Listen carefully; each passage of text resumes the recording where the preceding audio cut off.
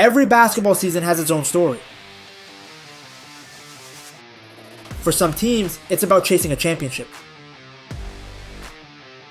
For others, it's about rebuilding and preparing for the future. The Toronto Raptors were somewhere in between. The 2024-25 NBA season was not about lifting a trophy for the Raptors. It was about shaping a new identity, developing young talent, and taking small but meaningful steps forward. It was a year of questions, experiments, lessons, and progress. How did the Raptors handle the transition? Who stepped up when it mattered? What rivalries stood out? And what can fans expect next?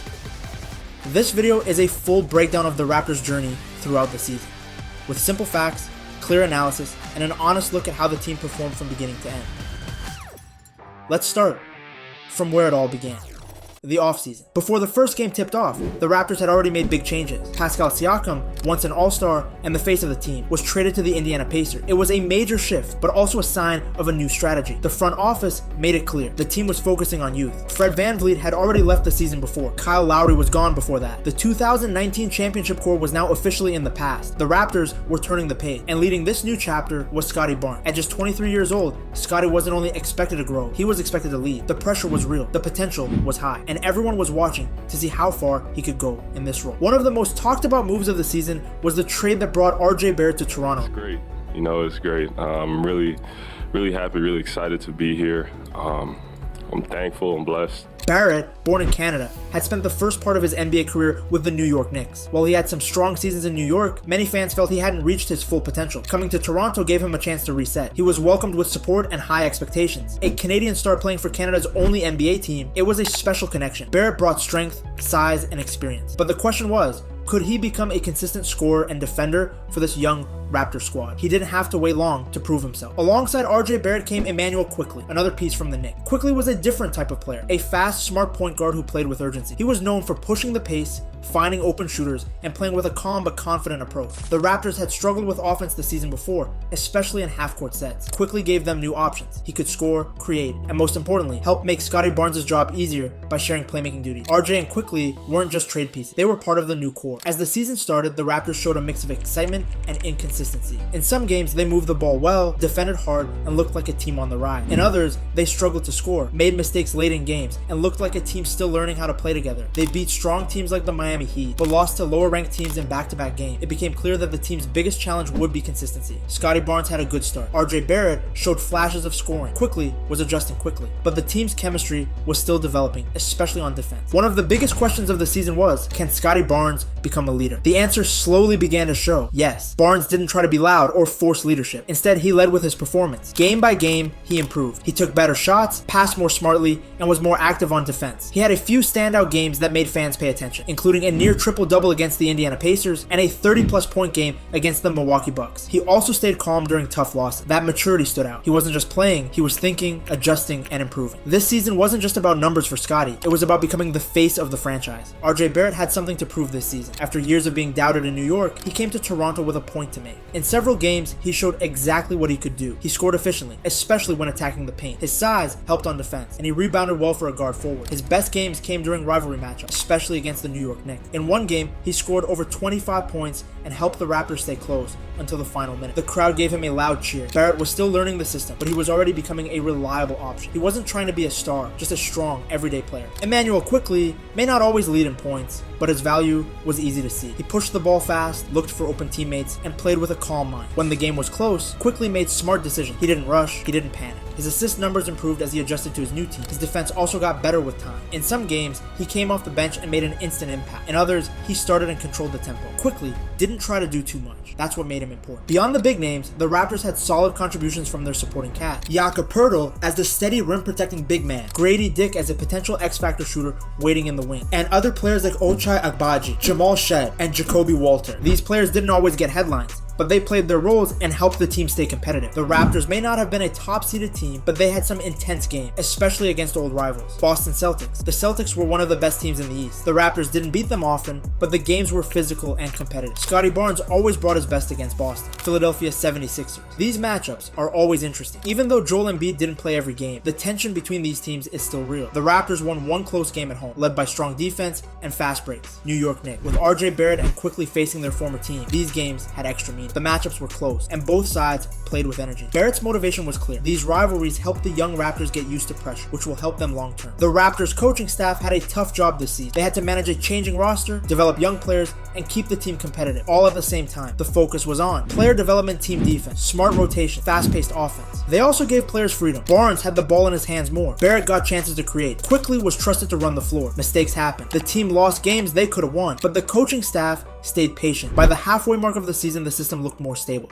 That's a good sign for the future. As the season crossed the halfway point, it became easier to evaluate the team's progress. The Raptors were not leading the Eastern Conference. In fact, they were closer to the bottom half. But their performance wasn't only about wins or losses, it was about growth. Players were getting more comfortable in their role. Chemistry between Barrett, Barnes, and Quickly had improved. Turnovers had slightly decreased. Ball movement was faster and smarter. Yes, there were still struggles, especially in close games, but the improvement was visible, and that's exactly what fans hope to see from a young, rebuilding squad. At this point in the season, some fans believed that the Raptors might sneak into the play-in tournament. Others were fine with letting the team focus on the long-term project. Either way, the Raptors had found a direction, and they were sticking to it. No NBA season is complete without the challenge of injury, and the Raptors weren't spared. Scottie Barnes missed a few games due to a wrist sprain. RJ Barrett had some minor back soreness that kept him out temporarily. Jakob Poeltl, the team's main center, missed multiple games with an ankle injury. This tested the team's depth. Younger players had to step up. In some games, the team's performance dropped, especially on defense and rebound. When the trade deadline came, fans were curious. Would the Raptors make another big move? The front office kept things simple. They didn't trade Barnes,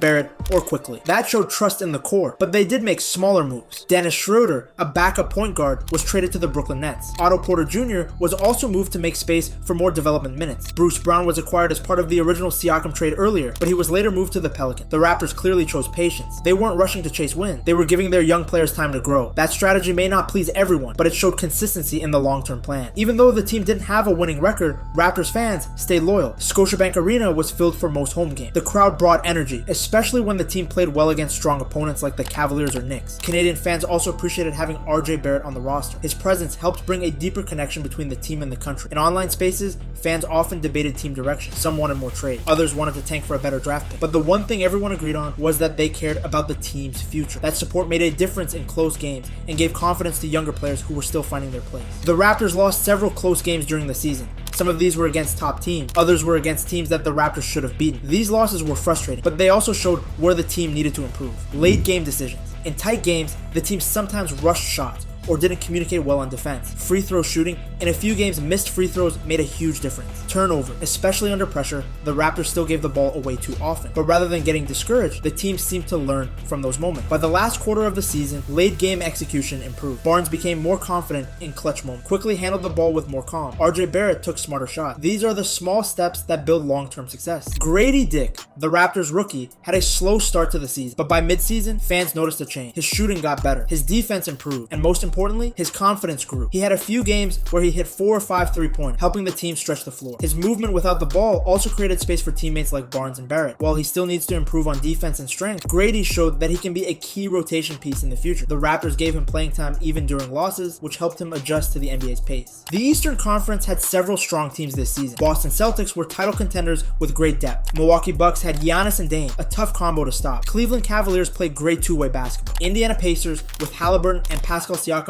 were rising fast. Against these teams, the Raptors weren't always able to keep up for 48 full minutes, but they often stayed competitive in the first 3 quarters. These games were useful. They gave Barnes and Barrett a chance to test themselves against top-tier talent. And even though the Raptors didn't win many of those matchups, they learned valuable lessons about speed, spacing, and defense. Those rivalries also added fuel to the team's growth. As the season moved forward, one thing became clear. Scottie Barnes and RJ Barrett were learning how to play off each other. When Barnes drove to the basket, Barrett spaced out and waited for the open shot. When Barrett attacked the rim, Barnes cut into free space or set screen. Their chemistry wasn't perfect, but it improved every month. In one game against the Orlando Magic, both scored over 20 points while sharing the ball smoothly. In another game against Atlanta Hawks, they combined for 12 assists and 17 rebounds. Their connection is now one of the team's biggest hopes for the future. In the final 15 to 20 games of the season, the Raptors played with a bit more fire. They were still outside the playoff zone, but their ball movement improved and turnovers were lower. Some fans still hoped for a miracle run to the play-in. Highlights: during this stretch. A strong win against the Chicago Bulls. A very close overtime game versus the Miami Heat. A comeback win over the Brooklyn Nets. Even though they didn't make a big jump in the standings, the team's effort level stayed high, which is a good sign for next year. By the end of the 2024-25 season, the Raptors had a clear identity. A young core: Barnes, Barrett, Quickly,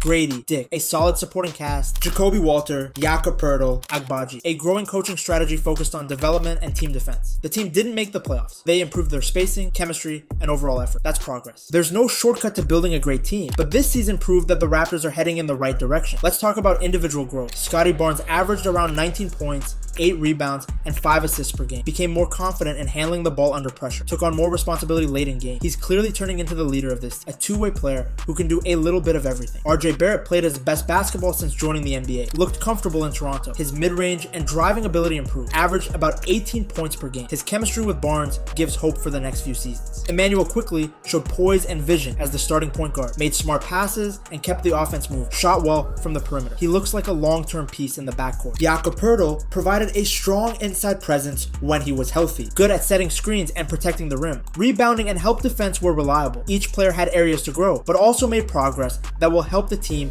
build a strong future. Head coach Darko Rajakovic had a tough job this season, leading a young team through change. Some things he did well: gave young players more minutes, allowed Barnes and Quickly to run the offense, built a better ball movement system, emphasized the team defense, areas for improvement, end of game decisions, late timeout usage, adjustments against stronger teams. But overall, Rajakovic showed patience. He stuck to the plan and avoided rushing things for short-term wins. If he continues this path, and if the team keeps listening, he could become a strong long-term coach for the Raptors. Every team has matchups that feel personal. The Raptors had a few of those this season. Raptors versus Pacers. With Pascal Siakam now on the Pacers, every game between the two had more emotion. Fans watched closely to see who won the trade. Barrett and Barnes were often compared to Siakam. In one matchup, Siakam scored 25 plus, but the Raptors won, and that felt sweet. This rivalry is still new, but expected to grow over time. Raptors versus Knicks. The Barrett and Quickly trade came from the Knicks, so every game against New York had extra fire. Barrett played with something to prove. Fans wanted him to outplay his former team. The games were close and physical. These matchups were exciting and showed how trades can fuel new rivalry. Facing top teams like Boston and Milwaukee gave the Raptors a chance to test themselves. Even though they lost more than they won, the effort was there. Fans saw the gap between rebuilding and elite. These games built hunger and motivation for the Raptors' young core. These rivalries may not be balanced yet, but they're real, and they push Toronto forward. The 2024-25 season didn't end with a playoff run or a trophy, but it wasn't a failure. The Raptors found a new identity, developed young players, rebuilt chemistry, gave fans hope, took early steps toward future success. And that's what a rebuilding season should look like. Raptors fans can be proud of the progress. It wasn't flashy, but it was real. And if the team continues to move forward, the wins will come.